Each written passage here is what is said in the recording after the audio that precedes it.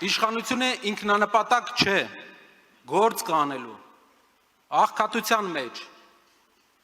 աղքատությունը խեղդվում է մեր երկիրը, մենք գործ ունենք անելու, որ մեր գյուղացու բերք ու բարիքը վերջապես շահավետ վաճառվի, գործ կա անելու, քաղաքներում, որ մարդիկ առավոտ զարթնեն ու իմանան, որ գործ ունեն, որ ունեն կայուն կյանք, գործ կա անելու նաև մեր մայրաքաղաքում, որ մեր մայրաքաղաքը չհիշեցնի 2000-ականների քաղաք, դառնա 21-րդ դարի քաղաք, դառնա տարածաշրջանային կենտրոն, հայերին վայել մայրաքաղաք, ժամանակակից ու հարազատ, ով է կազմակերպելու և անելու, Սամվել Կարապետյանը,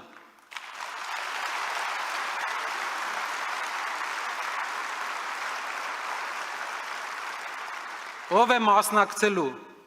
բոլորս,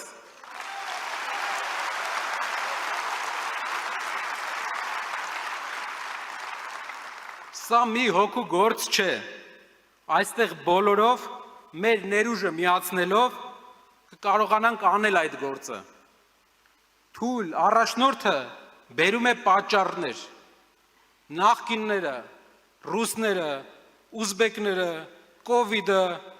հրավիրված պատերազմը, չալոն, ուժեղ առաջնորդը անում է գործ ու լուծում է հարցերը, արդարության հարցը, արդարադատությունը պետք է լինի մարդասեր, 18 թվականից մենք անգամ փոքր զանցանք արած մարդկանց համար համաներում չունենք, պետք է լինի համաներում ուղղելի սխալ թույլ տվածների համար, որ ուղղեն սխալները, այլ ոչ թե պատիժ ունենան խիստ և անօգուտ, ապահովության հարցը, խոսք չենք տալիս, հաստատում ենք, Հայաստանի Հանրապետության տարածքի բռնազավթված մասը խաղաղ վերադարձվելու է մեզ,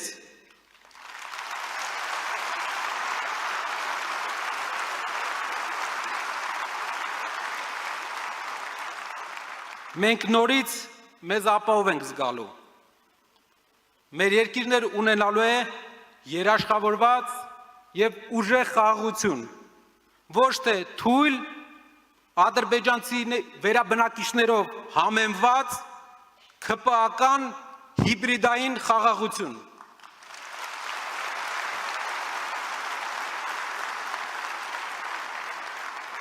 Դուք շատ լավ գիտեք, երբ Կարապետյանն ինչ-որ բան ասում է, նա անպայման անում է դա, ինչ գնով էլ լինի, եկեղեցու օրինակը և հարյուրավոր օրինակներ մեզ ապացույց։